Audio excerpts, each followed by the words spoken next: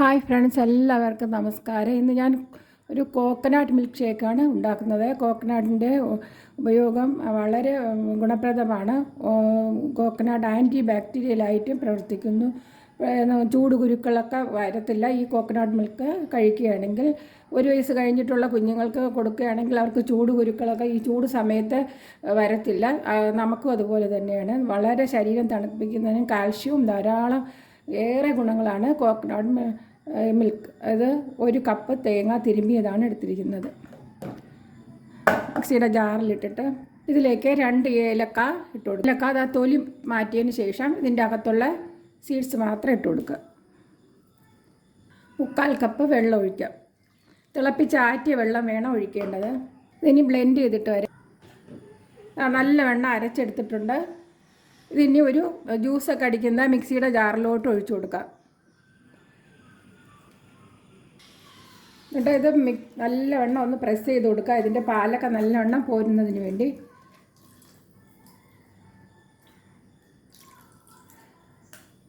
നല്ലവണ്ണം പ്രസ് ചെയ്ത് തവി കൊണ്ടല്ലെങ്കിൽ കൈ കൊണ്ടൊന്ന് ചെയ്ത് കൊടുക്കാവുന്നതാണ്. കുറച്ച് തേങ്ങാക്കൊത്ത് അതിൽ വീണായിരുന്നു. അപ്പോൾ എത്ര അളവെന്ന് നോക്കാമല്ലോ. അപ്പോൾ 1/4 കപ്പ് കോക്കനട്ട് മിൽക്ക് ഉണ്ട്. ഇതോട്ട് ഒഴിക്കാം. 1-ാം പാൽ മാത്രമേ എടുക്കാവൂ, പ്രത്യേകം ശ്രദ്ധിക്കുക. ഇനി തണുത്ത പാൽ ഐസോട് കൂടിയാണെങ്കിൽ ഇട്ട് കൊടുക്കാവുന്നതാണ്. അത് 1 കപ്പ് ഒഴിച്ചിട്ടുണ്ട്. ഇനി പഞ്ചസാര ഓരോരുത്തരുടെയും മധുരം അനുസരിച്ച് ഇട്ട് കൊടുക്കാവുന്നതാണ്. ഞാൻ ഒരു 1.5 ടേബിൾ സ്പൂണാണ് പഞ്ചസാര എടുത്തത്. 1.5 ടേബിൾ പഞ്ചസാര ഇട്ടിട്ട് ഒന്ന് ബ്ലെൻഡ് ചെയ്തിട്ട് വരാം. നല്ലവണ്ണം ബ്ലെൻഡ് ചെയ്തെടുത്തിട്ടുണ്ട്. പഞ്ചസാരയൊക്കെ അലിഞ്ഞ് ചേർന്നിട്ടുണ്ട്. കണ്ടോ, നല്ല പതഞ്ഞ് വന്നിട്ടുണ്ട്. തണുപ്പ് കഴിക്കാൻ പാടില്ലാത്തവർക്ക് തണുത്തത് സാധാരണ ടെമ്പറേച്ചറിലുള്ള പാൽ, പക്ഷേ തണുപ്പിച്ചതാണ് ഏറ്റവും ഐസ്. ഫ്രീസറിൽ വെച്ച് ഐസായ 2-3 കഷ്ണം ഐസ് ഇട്ട് കൊടുക്കരുത്. വെള്ളമേ ഇതിൽ ചേർക്കണ്ട. ഞാൻ കാണിച്ചതുപോലെ തന്നെ ചെയ്യും.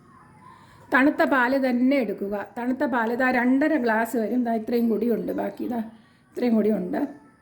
അതും കൂടി ഒഴിച്ചു കൊടുക്കാം.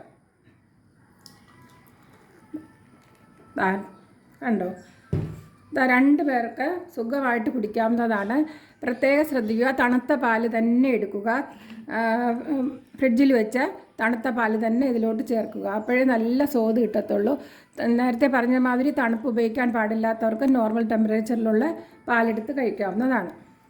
ഇനി ഇതിലേക്ക് കുറച്ച് ബദാം ഇങ്ങനെ കട്ട് ചെയ്തെടുത്തിട്ടത് ബദാം ഇട്ട് കൊടുക്കുക.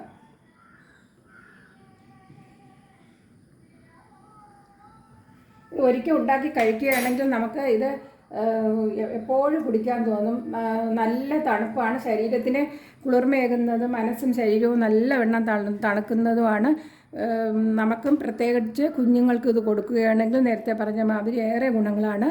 ഇനി അടുത്തൊരു വീഡിയോയുമായി കാണാം. എൻ്റെ ഈ ചാനൽ സബ്സ്ക്രൈബ് ചെയ്യാത്തവർ പ്ലീസ്. കണ്ടോ, പതഞ്ഞ് കണ്ടോ, നല്ല നന്നായിട്ടിരിക്കുകയാണ്. കണ്ടോ, ഇതിപ്പോൾ എപ്പോൾ വേണമെങ്കിലും രാവിലെ വെറും വയറ്റിലും കുടിക്കാവുന്നതാണ്. ഇനി എൻ്റെ ഈ ചാനൽ സബ്സ്ക്രൈബ് ചെയ്യാത്തവർ പ്ലീസ് സബ്സ്ക്രൈബ് ചെയ്യുക, ലൈക്ക് ചെയ്യുക, കമൻറ്റ് ചെയ്യുക. ബൈ.